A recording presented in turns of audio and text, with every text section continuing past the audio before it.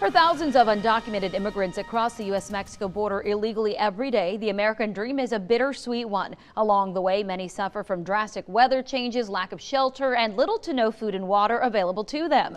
But the idea of starting a better life inspires them to take risks.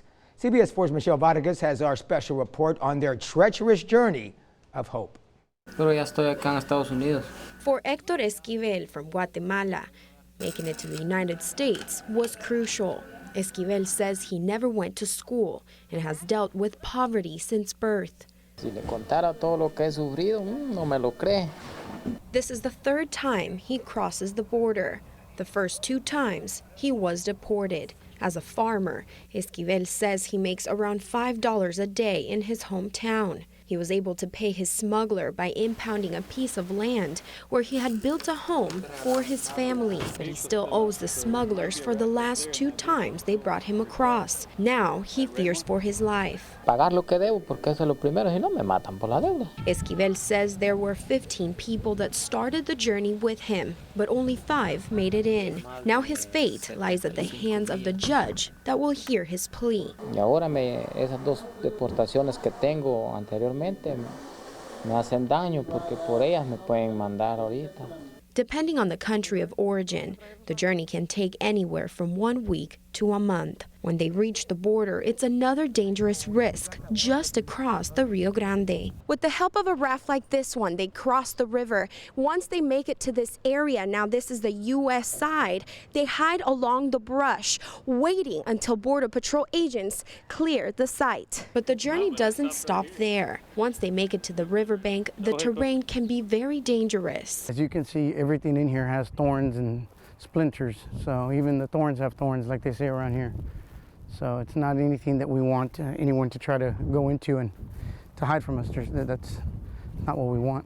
A woman we ran into from Guadalajara, Mexico, was hiding in a hole for over 30 minutes, but Border Patrol agents found her before she got the smuggler's cue to crawl out. While some immigrants choose to hide, others are hoping to be found. This 10-year-old boy from Guatemala, whose identity was kept anonymous for his safety, was found walking alone. He says he separated from his group when he cleared the river. Todos venían de diferente coyote.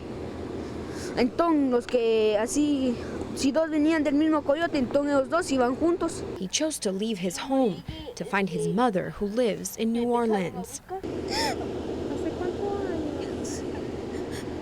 ¿Logras hablar con ella? Sí. ¿Cómo está, mami? Bien. Yo voy para allá con ella. Prior to Border Patrol agents finding him, he had been traveling for over a week, enduring the challenges of the journey all alone. Llegamos donde están los buses y toda la onda. Y de ahí nos separamos y a mí me llevaron a una casa. Ahí dormí, después me sacaron hoy. There are countless reasons why thousands continue to migrate to the U.S.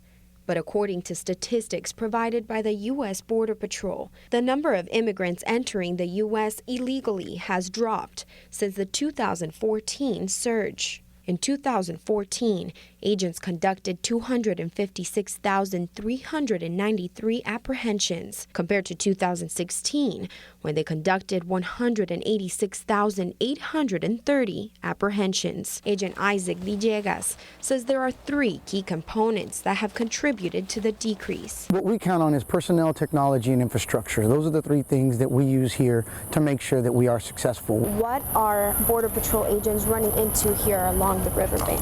Like what you saw today, we have persons bringing over rafts with people. We have persons doing it with drugs. It's something that every day something different for these agents, and we want to make sure that everyone knows we're out here doing the best we can with what we have. When agents arrest individuals, they are processed and turned over to the U.S. Immigration and Customs Enforcement. Esquivel, who has been deported twice already, says that when they reach the ICE detention center, the suffering continues. Lo castigan 5 y 4 días en la hielera, la famosa hielera. Es un cuarto sellado que no filtra aire ni para adentro ni para afuera. Solo adentro hay un ventilador frío. Sister Norma Pimentel, who has been at the forefront of the immigration influx in the Rio Grande Valley, says so far this year, she has noticed a significant drop in the number of people who seek temporary shelter at the Sacred Heart Respite Center. For now, we're seeing the numbers are very, very low, probably lower than we've ever had them before. And so, but you could still see close to 50 people a day, maybe even closer to 80. The people who walk through the center's doors have been granted permission by ICE to continue their deportation process in other cities and states. Sister Norma says many of them are clueless of where they're headed to next. That's why we have this little map of the United States here. We'll be able to point to them the fact that here, this is where we are. McAllen, Texas is right here at the tip of Texas, and where they're going to be traveling. You know, sometimes most of them will go to the East Coast, so we'll show them. The Respite Center provides necessities migrants are in dire need of after the long haul. And people really care about the fact that they're people and they need to eat, they need to take a shower, they need to be cared for. Despite the treacherous journey, people continue to do what they can to reach the promised land. Sacar un poquito adelante mi familia, porque sí estoy muy caído. No tengo nada, nada, y pues quiero trabajar.